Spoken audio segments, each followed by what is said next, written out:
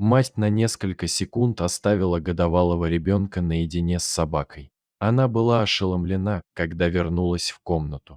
Хотя пес у них был всего несколько дней, она была уверена, что у него мягкий характер и он не будет представлять опасности для ее семьи. Но потом случилось это. Она уже собиралась броситься на помощь своему ребенку, но тут заметила кое-что, что заставило ее задуматься. И когда она поняла, что происходит на самом деле, она не могла в это поверить. А все началось, когда Кэтрин и ее муж родили дочь Шарлетт.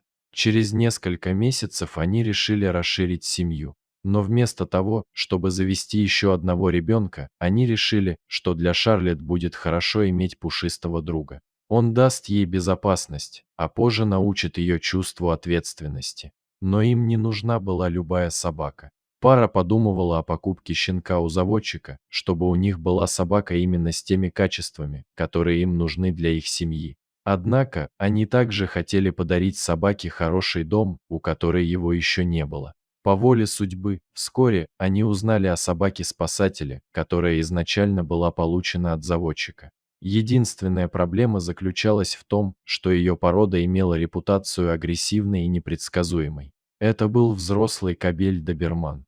Собак этой породы изначально разводили как личных сторожевых животных, поэтому они генетически предрасположены к защите и проявлению агрессии. Но было что-то особенное в этой собаке, с которой столкнулась Кэтрин. Заводчик продал собаку покупателю, но позже узнал, что с ним плохо обращались, и забрал его обратно. Его состояние было ужасным. Он был голоден, и у него были сломаны ребра, что позволяет предположить, что его постоянно били. На самом деле все было настолько плохо, что ветеринары решили его усыпить. Но тут в дело вступила Кэтрин.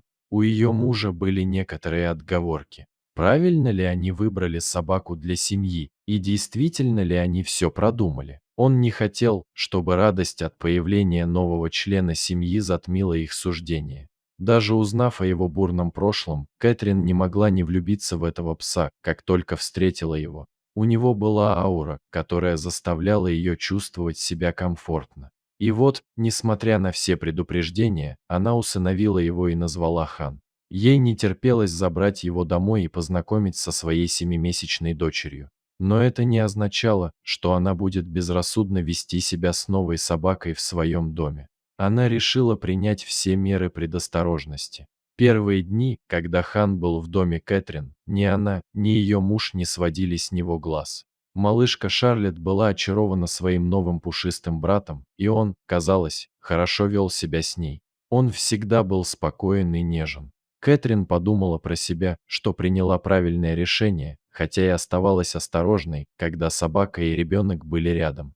Но затем, в один прекрасный день, вся ее точка зрения изменилась. Кэтрин оставила Хана играть в саду с дочерью, пока она мыла посуду на кухне. Словно почувствовав неладное, она выглянула из кухонной двери и увидела картину, которую никогда не забудет. Но прежде чем она успела что-то с этим поделать, было уже слишком поздно. Хан подталкивал Шарлетт и сжимал ее мордой. Он толкал ребенка вперед, словно пытаясь заставить ее отреагировать. Шарлетт ничего не знала и продолжала играть. Затем он сжал ее подгузник в зубах. Кэтрин выкрикнула, наблюдая за происходящим в ужасе. Мысли Кэтрин проносились в ее голове. Она слышала ужасы о собаках, но могло ли это случиться с Ханом? Она не могла избавиться от ощущения, что во всем виновата она. Ей следовало быть более осторожной. Ей не следовало отпускать Шарлетт на улицу одну. Затем Хан сделал то, от чего ее сердце чуть не выпрыгнуло из груди. Хан схватил Шарлетт за подгузник и швырнул ее на несколько метров через двор, как тряпочную куклу. Кэтрин не могла поверить своим глазам и на мгновение замерла, не зная, что делать. У нее было только одно на уме, она должна броситься на помощь своему ребенку. Кэтрин подбежала к дочери и поспешно подняла ее. Она осмотрела ее, пока не убедилась, что она невредима. Она была удивлена, увидев, что у ребенка всего несколько царапин. Когда она повернулась к Хану, она почти ожидала, что он тоже нападет на нее. Но вместо этого собака сделала что-то странное. Хан с трудом встал на ноги. Он тяжело дышал и пускал слюни. Он поднял переднюю лапу, словно от боли. Затем его дыхание стало тяжелым, и он рухнул. Состояние Хана ухудшалось прямо на глазах. Здесь явно происходило что-то еще. Кэтрин не могла понять, что произошло. В панике она смотрела во все стороны. Она чувствовала себя беспомощной и подавленной в этой ситуации. Затем она увидела, что в траве лежит тайпан, одна из самых ядовитых змей Австралии. Одного укуса этой змеи достаточно, чтобы покончить с жизнью взрослого человека. Только сейчас Кэтрин поняла, что происходит. Хан отшвырнул Шарлетт от опасности и пожертвовал собой. Но заплатил ли он за этот героический поступок жизнью? Зная об опасностях австралийской дикой природы, Кэтрин знала, что это гонка со временем. Пришлось срочно бежать к ветеринару за противоядием, потому что иначе у пса было мало шансов выжить. Была только одна проблема. Кэтрин была дома одна с Шарлетт. Но она не хотела, чтобы пес умер после того, как он спас жизнь ее ребенку. Изо всех сил она подхватила раненого пса и кое-как уложила его в багажник своей машины. Затем женщина помчалась к ветеринару, почти не обращая внимания на правила дорожного движения. «Я даже не остановилась на красный свет», призналась она позже в интервью. Кэтрин добралась до ветеринара, который немедленно принял Хана и сделал ему инъекцию противоядия. Хотя Кэтрин очень хотелось узнать, как себя чувствует ее собака, ветеринар сказал ей, что им придется подождать до следующего утра, чтобы увидеть, подействовало ли противоядие. Она неохотно пошла домой, не зная, чем все закончится. Укус тайпана обычно смертелен.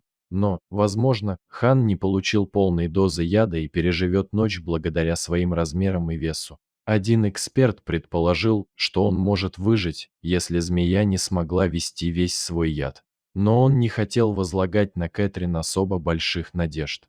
Так или иначе, женщина всю ночь молилась, чтобы Хан выжил. Она не закрывала глаза и волновалась до следующего утра. На следующий день ей позвонил ветеринар. Кэтрин заплакала. Хан был в стабильном состоянии, и уже на следующий день он вернулся домой. Маленькая семья не могла поверить своему счастью. Дорогие зрители, если вам понравилась эта история, обязательно поставьте палец вверх и поделитесь этим рассказом со своими друзьями. Если вы впервые на этом канале и еще не подписаны на него, рекомендую подписаться прямо сейчас, чтобы не пропустить очередную захватывающую историю.